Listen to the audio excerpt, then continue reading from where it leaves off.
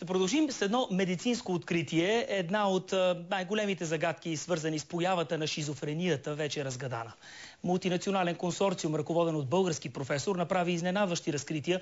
Психичните разстройства са цената, която човечеството плаща за еволюцията, и те са неизменен наш спътник. С помощта на гените и генетичните технологии е установено, че близо половината човешки гени отговарят за функционирането на мозъка.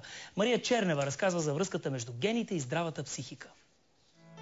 Генетичните механизми на шизофренията десетилетия бяха пълна загадка. Учените не успяваха да обяснят причините, гените, кое ги отключва и защо са толкова упорити, след като болните рядко оставят поколение. В миналото много шизофрени са били избивани. Например, Хитлер се опитвал да избива шизофрените.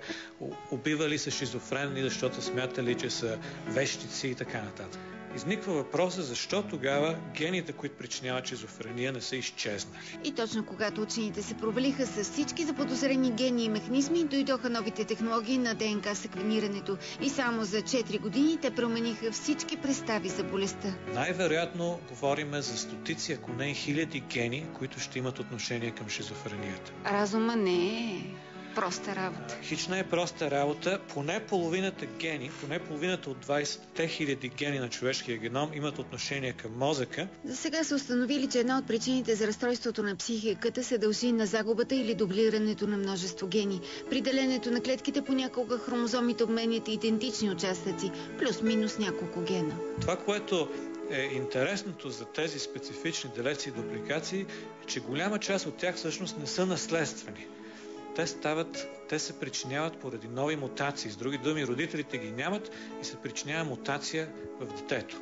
Човешкият геном никога не може да се раздели перфектно и такива грешки ще ни съпътстват винаги. Те всъщност са храна за еволюцията и на тях вероятно дължим онзи генетичен материал, който ни дава разум.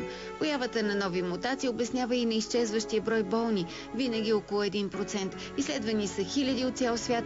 Българската извадка се оказва най-голяма, но само заради усърдната работа на нашите психиатри. Един дълъг период от време ние сме събирали съвсем целенасочено болни, които са подходящи за генетично изследване. И те са така с една диагноза, която е потвърдена, т.е. сигурна диагноза. Въпреки невероятния пробив, той за сега обяснява едва 2% от случаите. Те обаче са достатъчни, за да заредят с оптимизъм лекарите.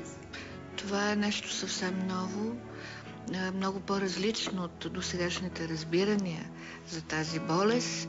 А и новите открития поставиха други въпроси. Оказва се, че мозъкът все пак успява да работи добре, въпреки наличието на множество мутации, които би трябвало да го увредят.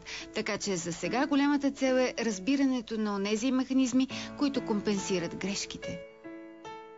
Цялото интервю с професор Киров можете да прочетете в сайта на БНТ.